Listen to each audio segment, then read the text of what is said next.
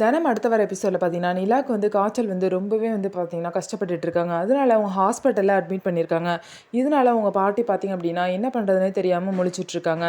இந்த மாதிரி கதிர் வந்து தனம் வந்தால் தான் சரியாகும் நிலாக்கு, அவங்க வந்து பேசினா தான் நிலாக்கு சரியாகும்னு சொல்கிறாங்க. ஆனால் அதெல்லாம் அவங்க பாட்டி கேட்கவே இல்லை. அதுக்கப்புறம் நிலாக்கு காய்ச்சல் குறையாமே இருக்கனால பார்த்தீங்க அப்படின்னா சரி தனத்தையே வந்து பேச சொல்லுவோன்னு முடிவு பண்ணுறாங்க. போய் வந்து பார்த்தீங்கன்னா கதிர்கிட்ட கொஞ்சம் அவங்கள வந்து பேச சொல்லு நிலா கிட்டேன்னு சொல்கிறாங்க. நான்லாம் சொல்ல முடியாதுமா, உங்களுக்கு வேணும்னா நீங்களே கால் பண்ணி அவங்கள கூப்பிடுங்க, அப்பயாவது அவளுக்கு காய்ச்சல் சரியாகுதான்னு பார்க்கலான்னு சொல்லிட்டு கதிர் வந்து சொல்லிட்டு போயிடுறாங்க.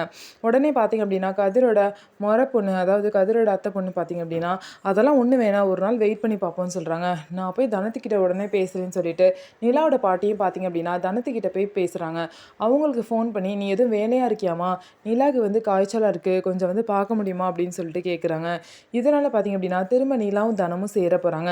ஸோ நிலாவை விட்டு தனத்தை பிரிக்கவே முடியாது அப்படிங்கிறதுக்கு எக்ஸாம்பிள் தான் நிலாக்கு வந்து இப்போ இவ்வளோ காய்ச்சல் வந்து கிடக்கு. இனிமே வந்து பார்த்தீங்க அப்படின்னா அவங்க பாட்டியே நினச்சாலும் நிலாவை தனத்துக்கிட்ட இருந்து பிரிக்கவே முடியாது.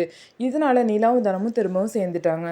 நம்ம வீடியோ உங்களுக்கு பிடிச்சிருந்தா நம்ம வீடியோவை லைக் பண்ணிக்கோங்க, மறக்காமல் நம்மளோட சேனலை சப்ஸ்கிரைப் பண்ணிவிட்டு பாருங்கள்.